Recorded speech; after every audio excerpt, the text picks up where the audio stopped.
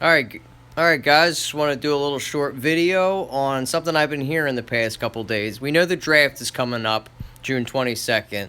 I listen to a lot of sports talk radio, 94.1, The Fanatic, and a lot of this certain subject has been coming up lately that we should trade for an already established superstar, which I'm going to have to jump off and say, no, I don't agree with this. I keep hearing we go trade off for Kristaps Porzingis, Anthony Davis, or a Paul George. Let me tell you why I think that's a terrible idea. Because it's never going to happen. I don't know what this fan base is thinking about or what these people that call in are thinking when they presume that this is even going to happen. This isn't NBA 2K17. You can't just throw a couple of picks or throw a couple of bum players together to land this type of talent. It's not going to happen. The Pelicans are not going to give up Anthony Davis. It's just not going to happen. You'd have to give up like 15 first-round picks and God knows what else just to land that kid. He is their budding. He's pardon me, could be one of the best players in the league at some point. I mean, he's not even close to his potential. He's still young. I think he's 24 years old. Paul George, no, it's just not going to happen because he's got a player option next year. So even if you do trade for him, you're going to give up all these assets, and then he's just going to leave. So if you are going to do this, it would be great to land a guy like that. It's just not feasible. So to sit there and say that this is what they want to have done, it's just, I don't get it, and I just don't want it. And the real hot topic is us landing Kristaps Porzingis. I think that's the most logical trade scenario for any of these guys. And or for any of these guys calling in and saying they want Kristaps Porzingis, which I don't want him either. Okay, you look at it, the Knicks are going to want a whole lot to get this guy. So why even think about doing that? They're in our conference. They're in our division. Why better team in your conference or in your division make them better when you're just going to be playing them? They're a black hole. They're a bottomless pit. They're one of the worst franchises in the NBA right now. They're right up there with the Brooklyn Nets. So to get this guy, you're going to have to land him. You know, there's that whole situation that just came out 2 days ago with he's not getting along with Phil Jackson out there.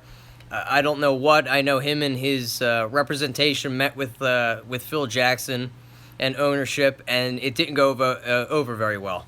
And I know he wants to get out of there. I mean, who wouldn't? I don't blame him. But for us to go try to land him, I don't think he would really fit in our system. He's 7'3". I know he's young. He's only 22, turning 23 this year. He's locked up for the next couple of seasons. I think he's got a player option in 2019. So you could possibly land him there if he opts out.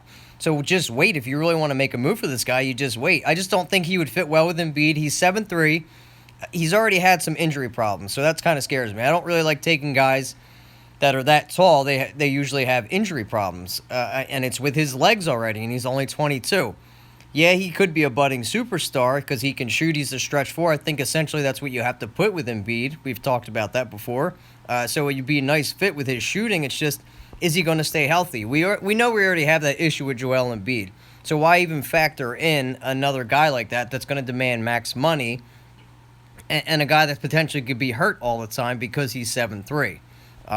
So I'm not one for this, but people seem to love this trade, and I'm just not seeing it. I just don't understand what pops into everybody's head. It's like it's an easy fix. Just go trade for a superstar. Go get AD. Go get, Paul George. It's not going to happen. I'd love for it to happen. It's just not feasible.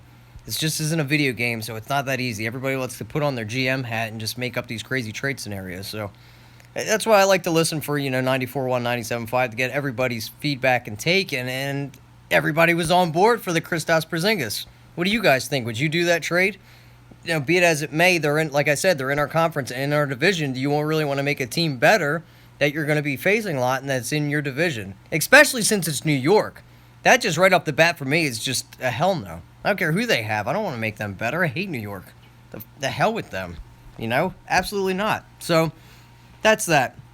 And what would it take to land them? So what are your guys' thoughts? Would you like for this to happen? Do you think we should go out and trade for an already established superstar?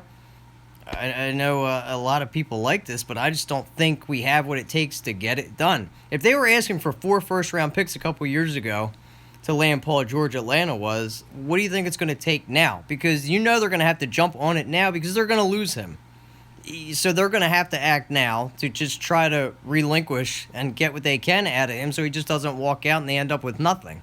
So leave your comments. Let me guys know what you think. I would just wait on it. Just stick with the draft, see what we can do in the draft, and then go after free agents. I'm not all about jumping all in, putting our eggs into one basket, and getting this done now. I'm more about a little bit more of the patience. So leave your comments, let me know what you guys think, and that's it. This is Kyle with the Bitter Birds, and I'll be making a video soon. Go Sixers!